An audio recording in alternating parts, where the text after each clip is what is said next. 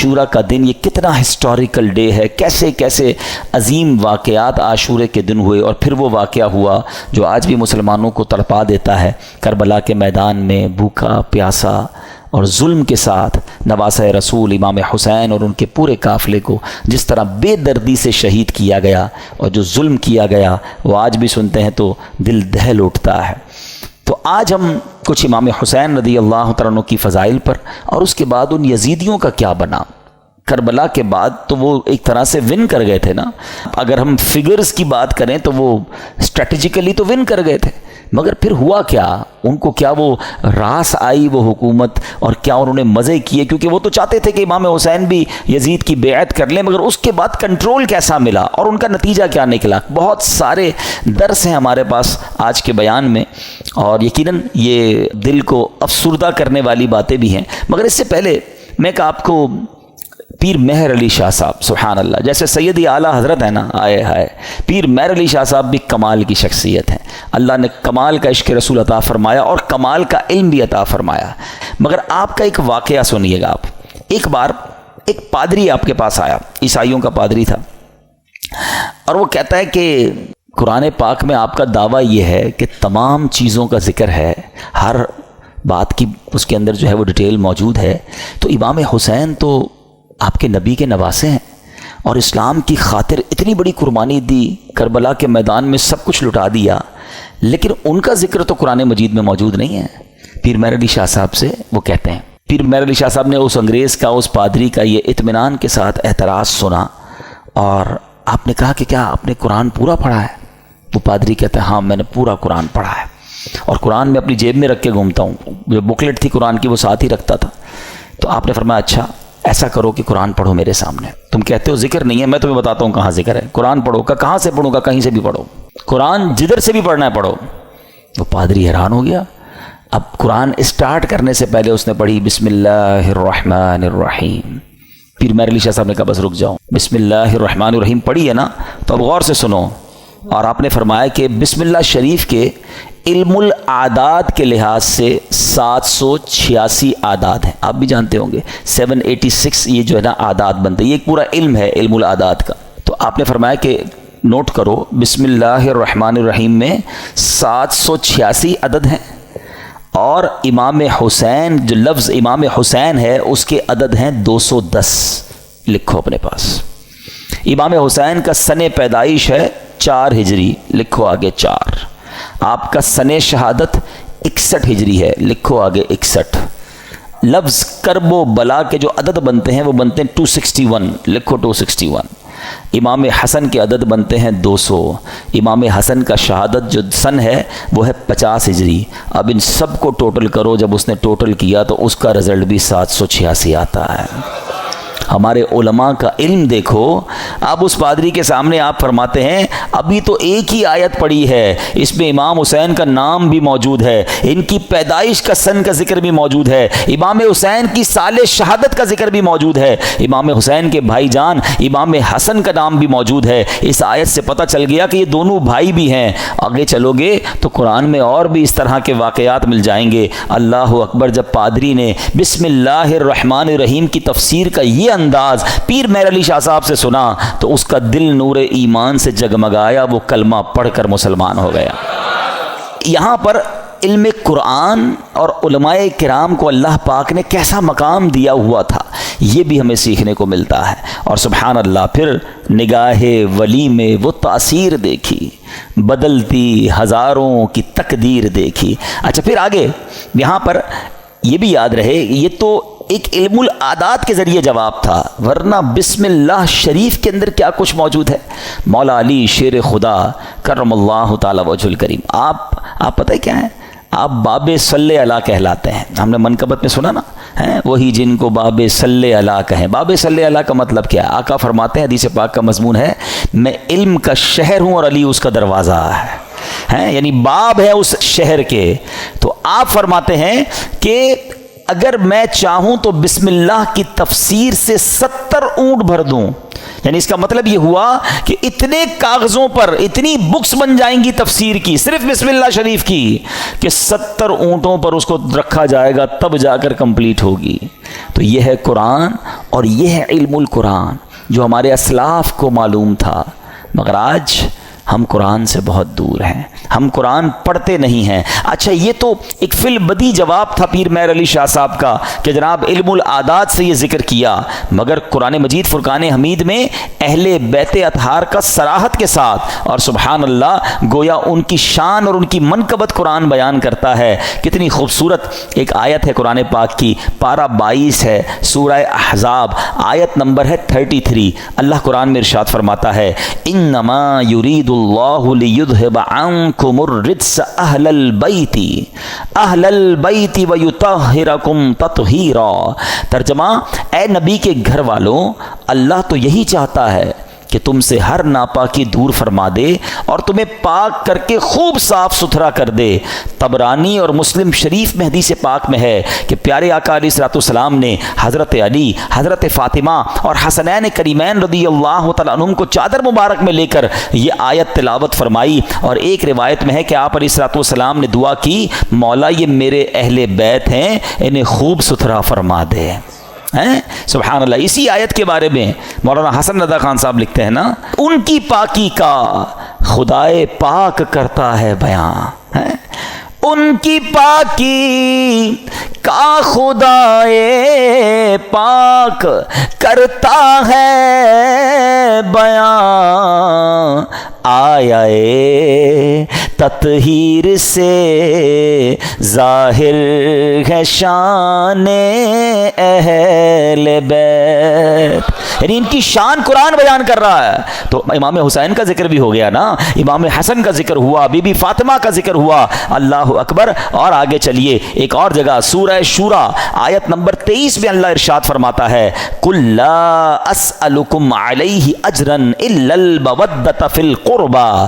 اللہ قرآن میں فرماتا ہے تم فرماؤ میں اس پر تم سے کوئی معاوضہ طلب نہیں کرتا مگر قرابت کی محبت. نبی پاک نے کیا فرمایا, اور کوئی معاوضہ طلب نہیں کر رہا مگر میرے عزیزوں سے محبت کرنا. سلطان المفسرین حضرت عبداللہ ابن عباس رضی اللہ تعالیٰ عنہ فرماتے ہیں جب یہ آیت نازل ہوئی صحابہ کرام نے عرض کی یا رسول اللہ صلی اللہ تعالیٰ علیہ وسلم, آپ کے اہل قرابت جن سے محبت کا اللہ پاک نے حکم دیا ہے یہ کون ہیں؟ فرمایا علی, فاطمہ, سبحان اللہ, اور ان کے دونوں بیٹے یعنی حسنین کریمین رضی اللہ تعالیٰ عنہم. ہم کیوں نہ پنجتن پاک سے پیار کریں, ان سے پیار کا, ان سے محبت کا حکم گویا ہمیں قرآن دے رہا ہے. اور سبحان اللہ ایک اور آیت میں کس انداز سے ان کا جو ہے وہ شان بیان ہوتی ہے. پارہ نمبر ہے 5 سورہ نساء آیت نمبر 54. اللہ پاک ارشاد فرماتا ہے ام یحسدون الناس علی ما آتاہم اللہ من فضلہ.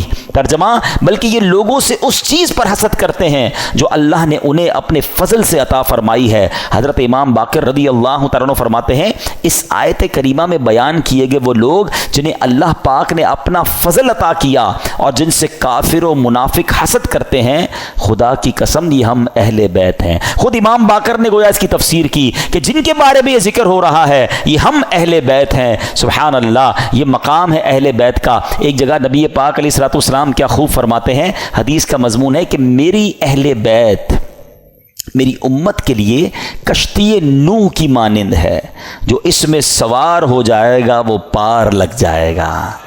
اچھا یہ کس کے لیے کہا؟ اہل بیت کے لیے. اب ذرا توجہ کیجیے گا اعلیٰ حضرت کا کس طرح حدیثوں پر یوں سمجھیے کہ عبور تھا اور کیا انداز تھا, اور آپ کو سمجھ آ جائے گی بات کہ اہل بیت کو کیا کہا؟ کشتی کہا. ایک جگہ نبی پاک کی حدیث ہے اصحابی کالنجوم فبأیہم اقتدیتم اہتدیتم. آقا فرماتے میرے صحابہ ستاروں کی مانند ہیں, ان میں سے جس کی بھی پیروی کرو گے تم کامیاب ہو جاؤ گے, ہدایت پا جاؤ گے. اب ذرا میرے ساتھ رہیے گا, صحابہ کو کیا کہا؟ ستارے, سٹارز. کیا کہا؟ ستارے. اور اہل بیت کو کیا کہا؟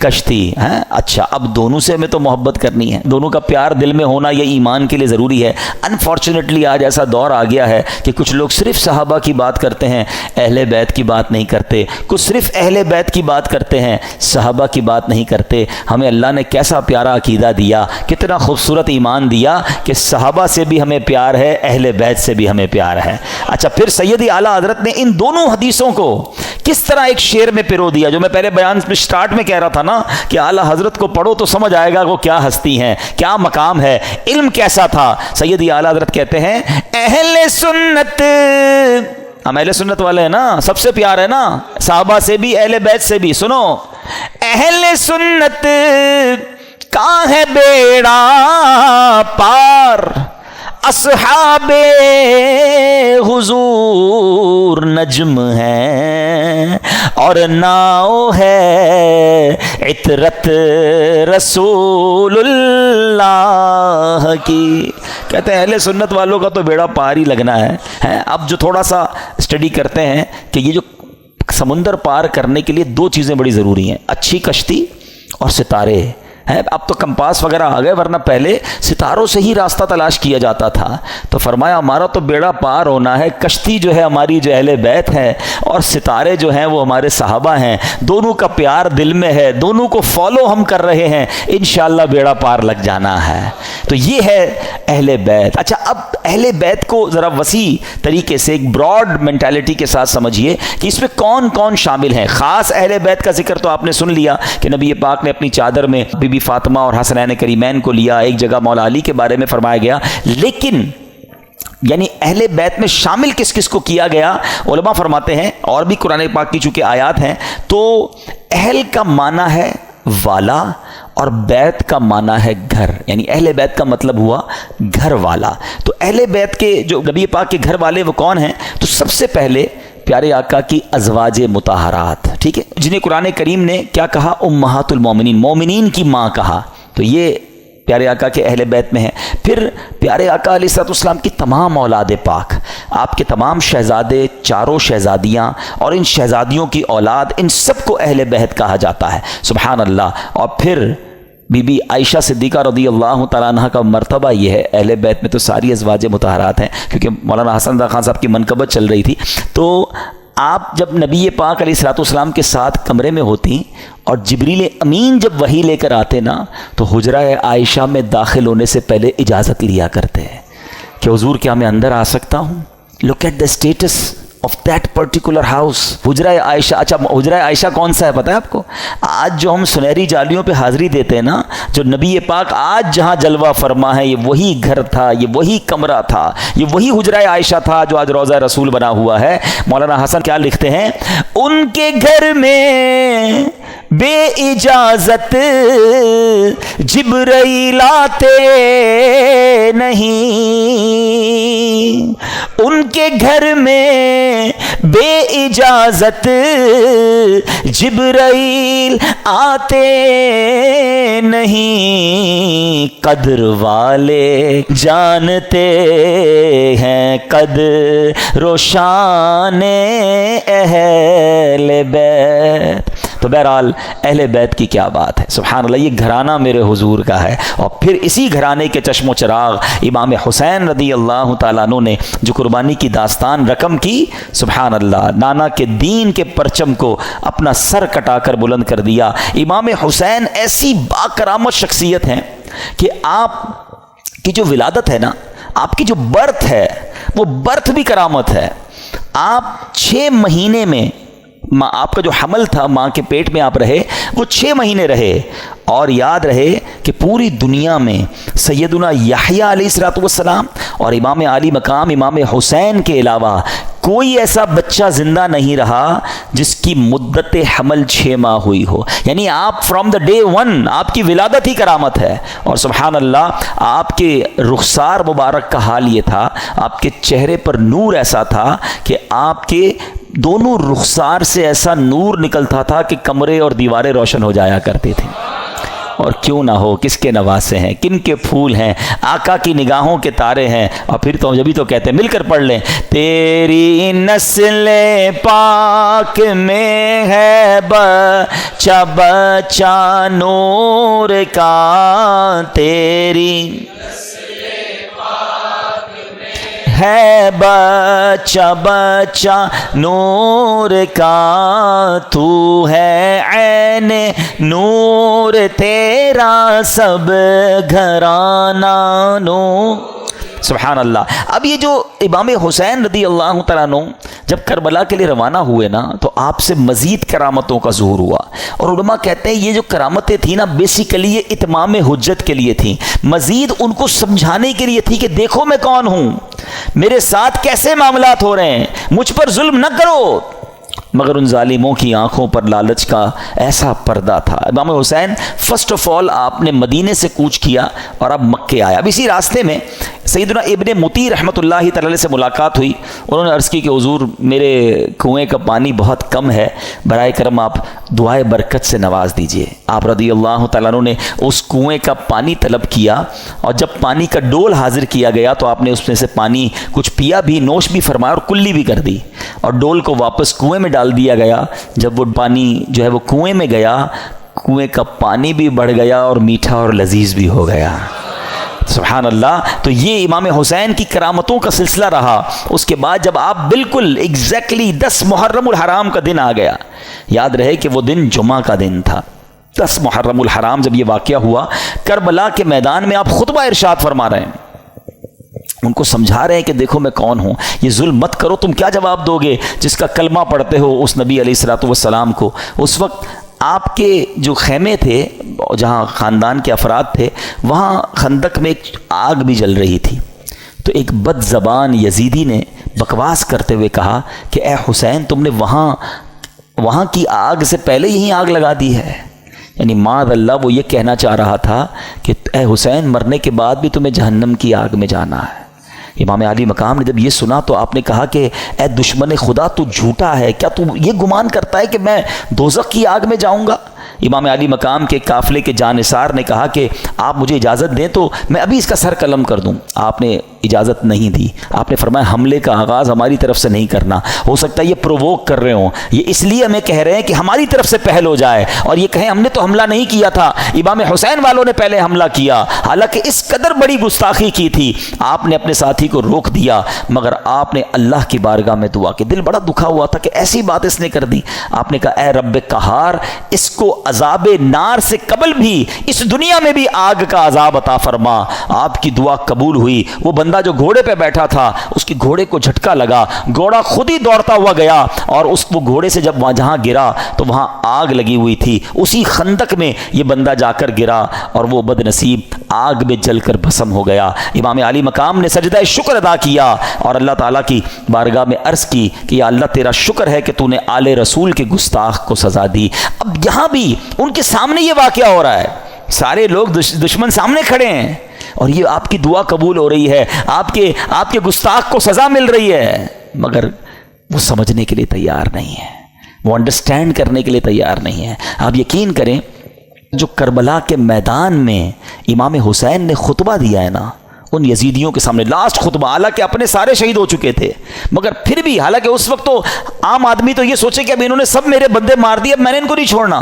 اب آخری وقت بھی سلو کی بات کرتے رہے، انہیں سمجھانے کی بات کرتے رہے، انہیں یہ بتاتے رہے کہ میں کون ہوں، یاد کرو میرے آقا مجھے کیا کہا کرتے تھے، تم قیامت کے دن اس ظلم کا جواب کیسے دو گے۔ یعنی یہ بھی امت رسول سے پیار ہے کہ یہ اس عذاب میں نہ گرفتار ہو جائیں۔ اتمام حجت کی گئی، مگر وہ یزیدی نہ مانے۔ اب ایک بات ذہن میں آتی ہے، اب یہ بڑا اہم کوسچن ہے کہ یزیدی جو بھی تھے تو کلمہ پڑھنے والے، اللہ کو مانتے تھے، اللہ کے نبی کو مانتے تھے، معلوم بھی تھا یہ اللہ کے نبی کے نواسے ہیں۔ وہ ریزن کیا تھا جو اتنے بڑے ظلم پر یہ ریڈی ہو گئے؟ یہ ریزن پکڑنا بہت ضروری ہے، اور یہ ہم سب کو آج سیکھ کر جانا ہے۔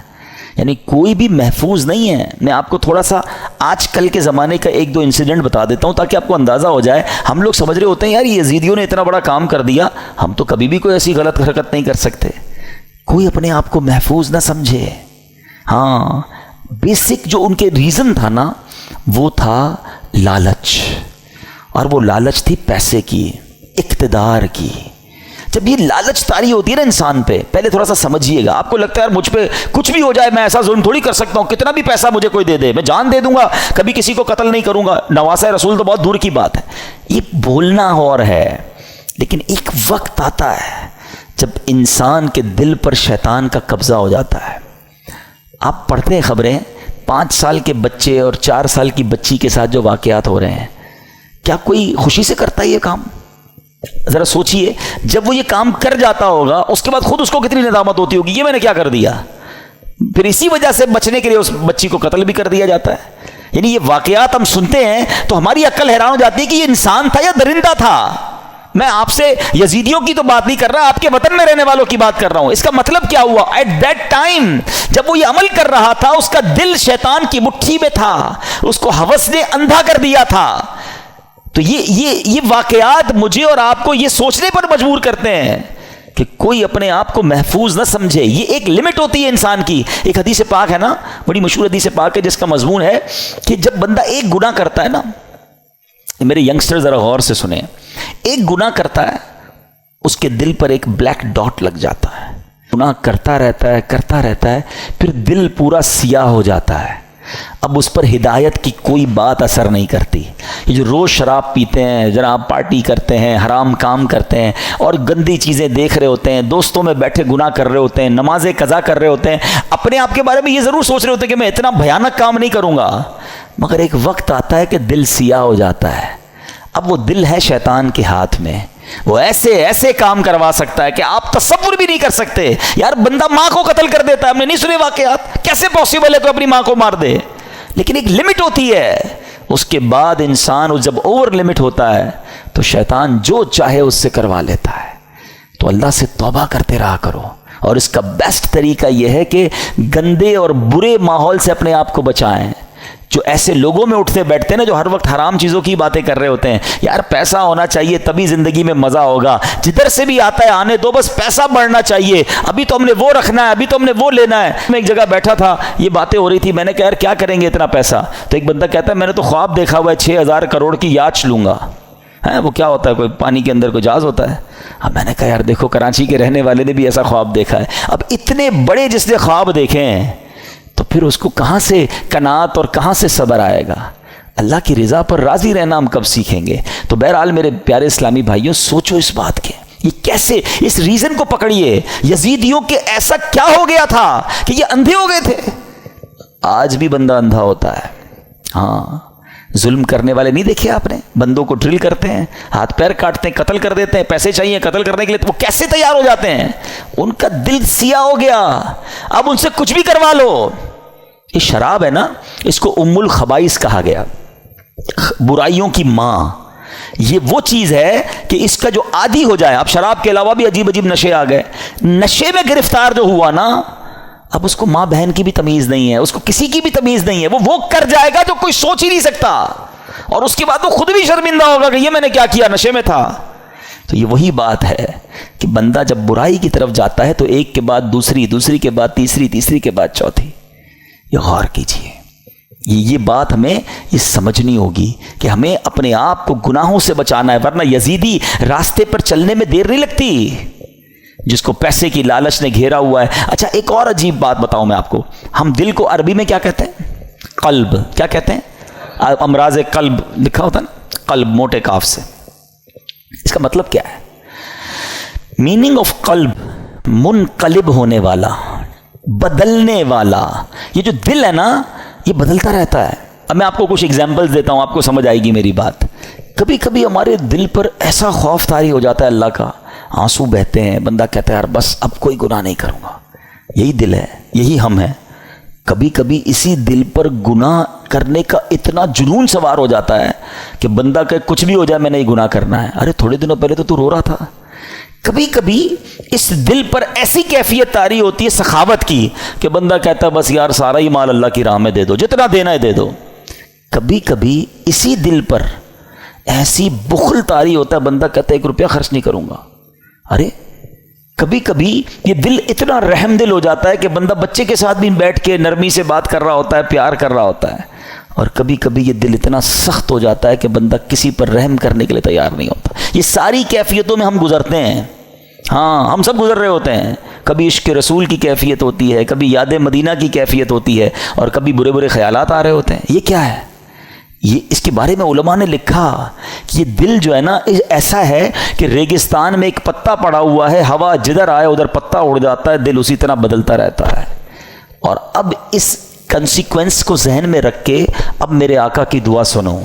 اللہ کے حبیب دعا کرتے ہیں، یا مقلب القلوب ثبت قلبی علی دینک۔ اس دعا کا مطلب پتہ ہے دعا کرنے والا کون ہے؟ کونین کے والی اللہ کے حبیب علیہ الصلوۃ والسلام، جن کے صدقے مجھے اور آپ کو ایمان ملا، وہ دعا کر رہے ہیں، اے دلوں کو پھیرنے والے، میرے دل کو اپنے دین پر ثابت قدمی عطا فرما۔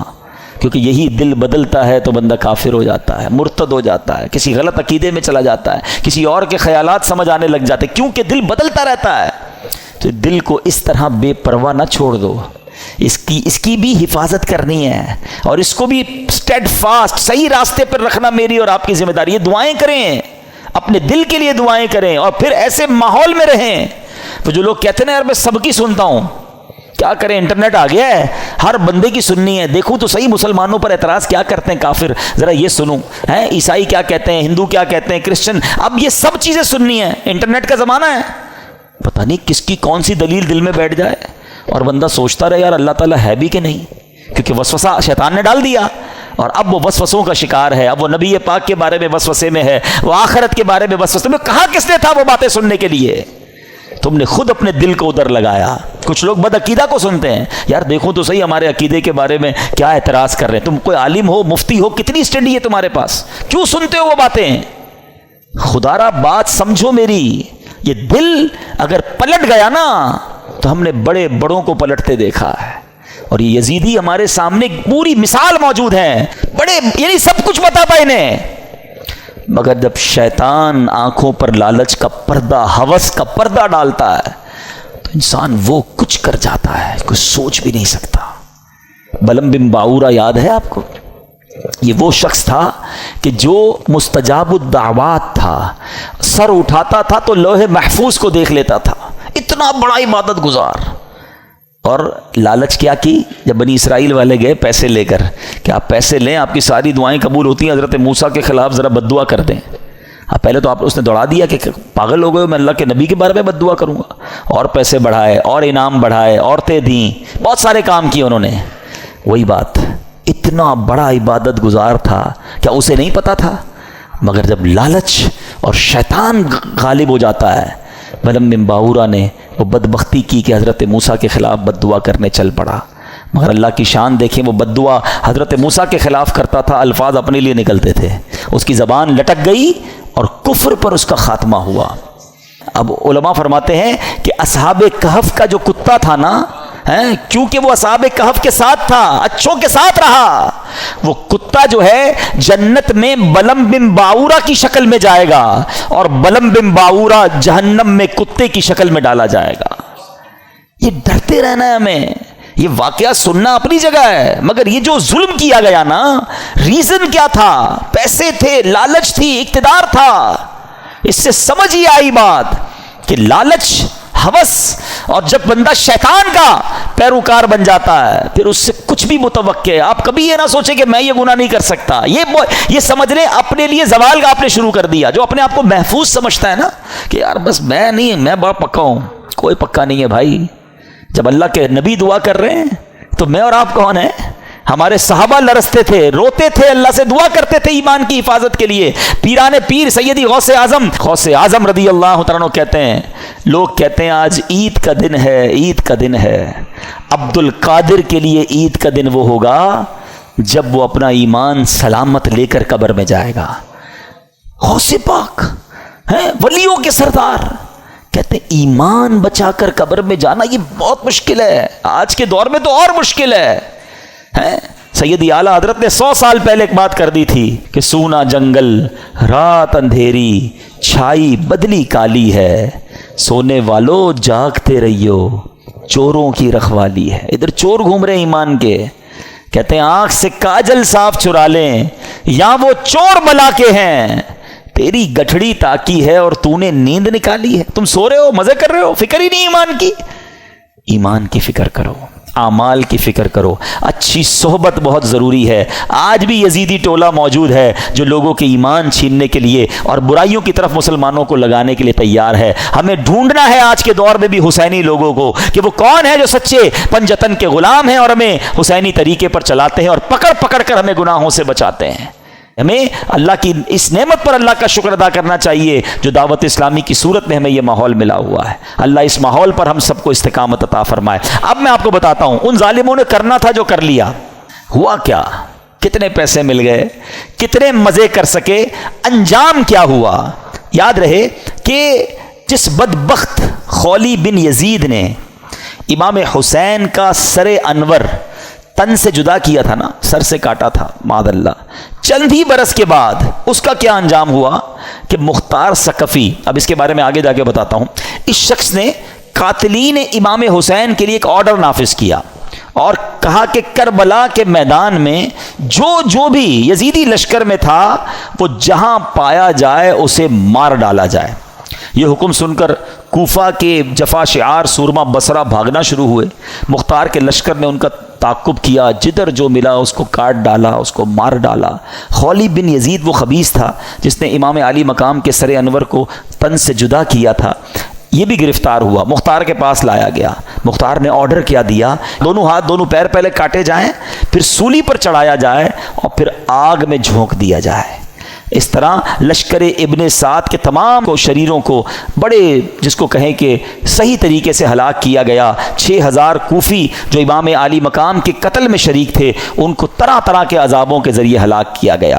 کیا منقبت کا ایک اشعار ذرا سنیں, دل دہلا دیتے کہ ان کا ہوا کیا حشر. آپ فرماتے ہیں اے تشنگان خون جوانان اہل بیت, دیکھا کہ تم کو ظلم کی کیسی سزا ملی, رسوائے خلق ہو گئے برباد ہو گئے, مردود و تم کو ذلت ہر دو سرا ملی. دنیا پرستو دین سے منہ موڑ کر تمہیں دنیا ملی نہ عیش و طرب کی ہوا ملی.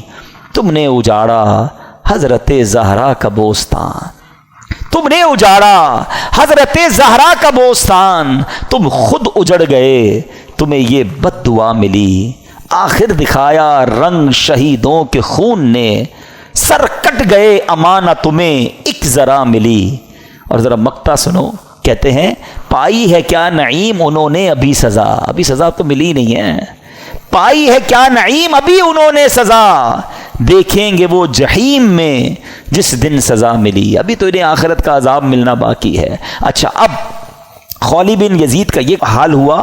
ایک حدیث پاک سن لیں, ہم لالچ پر بات کر رہے تھے نا, لالچ کتنی بری چیز ہے. اللہ کے حبیب علیہ الصلوۃ والسلام فرماتے ہیں, ترمذی کی حدیث, 2 بھوکے بھیڑیے بکریوں میں چھوڑ دیے جائیں وہ اتنا نقصان نہیں پہنچاتے جتنا کہ مال مرتبے کا لالچ انسان کے دین کو نقصان پہنچاتا ہے.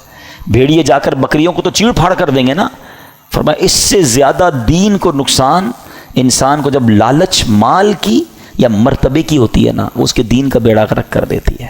یہ سوچنے کی بات ہے. اچھا, اب یزید کا کیا ہوا؟ اچھا, یزید نے اتنا بڑا ظلم کیا, اتنا بڑا اسٹیج سجایا, کسی طرح اقتدار مل جائے. اقتدار ملا کتنا؟ یزید جو ہے اقتدار میں 3 برس 6 ماہ رہ سکا, بس 3.5 سال اسے اقتدار ملا, اور پھر 39 سال کی عمر میں مر گیا. 39 ایئرس کی ایج میں. کیا عمر ہوتی ہے یہ؟ لیکن بڑی بری عادتیں تھیں, شراب کا عادی تھا, بدکاری کا عادی تھا. ایک رومی لڑکی سے اس کو عشق ہو گیا. اس لڑکی نے اس کو جنگل میں بلایا, بیابان میں بلایا, اور جب خوب شراب کے نشے میں دھت ہو گیا تو اس کو خنجر کے وار کر کے یہ کہہ کر ہلاک کیا کہ تو بدبخت اپنے نبی کے نواسے سے وفاداری نہ کر سکا, مجھ سے کیا وفاداری کرے گا. اس کو مار کر وہ لڑکی چلی گئی. کئی دنوں تک کسی کو پتہ ہی نہ چلا. چیل کوے اس کی لاش کو نوچتے رہے. اس کے ساتھی ڈھونڈنے نکلے کہ یزید گیا کدھر. بیابان میں اس کی سڑی ہوئی لاش ملی, کھڈا کھود کر اس کو دفنا دیا گیا. یہ انجام ہوا ان ظالموں کا. ایک یزید کے بعد سب سے بڑا جو یوں سمجھیے کہ کوفہ کا جو گورنر تھا نا, وہ بڑا مجرم تھا. اس کا نام تھا ابن زیاد. ابن زیاد کی بھی آپ دیکھیں, اللہ پاک کی کہتے ہیں نا, اللہ اپنی قدرت کے نظارے کیسے دکھاتا ہے. 10 محرم ہی کا دن تھا, ہیں 6 برس بعد 10 محرم کے دن ابن زیاد انتہائی ذلت کے ساتھ مارا گیا. اس کا سر کٹوا کر کوفہ میں مختار ثقفی کو بھجوایا گیا. یہ وہی محل تھا جہاں امام حسین کے سر انور کو لایا گیا تھا. ٹھیک 6 سال بعد ابن زیاد کے سر کو لایا گیا. اب اس کا جب سر رکھا گیا تو ایک بڑا سا سانپ آیا اور اس کے سر کے اندر داخل ہو گیا. پورے محل کے لوگ ڈر گئے, کبھی آنکھوں میں جاتا, کبھی ناک میں جاتا. تو میرے پیارے اسلامی بھائیوں, یہ واقعات ان یزیدیوں کا انجام ہمیں بتاتا ہے کہ ظلم جو ہے نا وہ زیادہ دیر نہیں چلتا ہے. اگر دنیا میں آج بھی کوئی ظلم کر رہا ہے, کسی کا مال دبایا ہوا ہے, کسی کا حق دبایا ہوا ہے, کسی کی زمین پہ قبضہ کیا ہوا ہے, کسی کو ویسے ہی ڈرا رہا ہے, وہ یہ نہ سمجھے کہ یہ پائیدار ہے. ظالم کا انجام جو ہے نا وہ بڑا ہی عبرتناک ہوتا ہے. پھر دنیا تماشا دیکھتی ہے اور مظلوم جو ہے اللہ اسے ترقی دیتا ہے, اللہ اسے عروج دیتا ہے. قرآن مجید فرقان حمید میں اللہ کریم نے ظالموں کے بارے میں کیا فرمایا؟ اللہ فرماتا ہے کذالک اخذ ربک اذا اخذ القری وہی ظالمہ ان اخذہ علیم شدید. اللہ فرماتا ہے اور ایسی پکڑ ہے تیرے رب کی جب بستیوں کو پکڑتا ہے ان کے ظلم پر, بے شک اس کی پکڑ دردناک کر رہی ہے. اللہ جب پکڑتا ہے نا تو پھر اس کی لاٹھی بے آواز ہے. پھر پتہ چلتا ہے ظالموں کو کیسے تتر بتر ہو جاتے ہیں. بڑے بڑے ظلم کرنے والے آئے, ان کا نام لینے والا کوئی نہیں ہے. تو میرے میٹھے اسلامی بھائیوں, ظالم ہونا یہ یزیدی طریقہ ہے, مظلوم ہونا یہ حسینی طریقہ ہے. کبھی ظلم ہو بھی جائے نا تو ظلم کا بدلہ ظلم سے نہیں دیا جاتا. اس نے ہمارے بندے مارے, ہم اس کے بندے مار دیں. آج کل یہی ہو رہا ہے, دشمنیاں چلتی ہیں. ہمارے یہاں نہیں تو کبھی قبائلی علاقوں میں چلے جائیں. ہمارا جب دورہ ہوتا ہے بلوچستان میں اور اندرون سندھ میں تو پتہ چلا وہ خاندانی اور قبائل کی لڑائی چل رہی ہے. انہوں نے ہمارے بندے مارے, اب ہم ان کے ماریں گے. اسی چکر میں زندگیاں گزر گئیں. ختم کریں ان چیزوں کو. ظلم کرنے والا کبھی کامیاب نہیں ہوتا. اللہ مظلوم کے ساتھ ہوتا ہے, مظلوم کی دعا سنی جاتی ہے. تو ہمیں اللہ ہمیشہ ظلم سے محفوظ فرمائے کہ انشاءاللہ ہماری وجہ سے کسی مسلمان کو تکلیف نہیں پہنچے گی. ہم تکلیف سہ لیں گے, صبر کر لیں گے, لیکن کسی کو تکلیف نہیں پہنچائیں گے, کیونکہ امام حسین کے پیچھے پیچھے جنت میں جانا ہے نا انشاءاللہ. اللہ پاک ہمیں کربلا والوں کا فیضان نصیب فرمائے اور ان کی قربانیاں اور ان کی مزارات پر کروڑوں رحمتوں کی بارش نازل فرمائے اور ان کے صدقے ہمیں بھی دین متین کی خاطر قربانی دینے والا بنائے.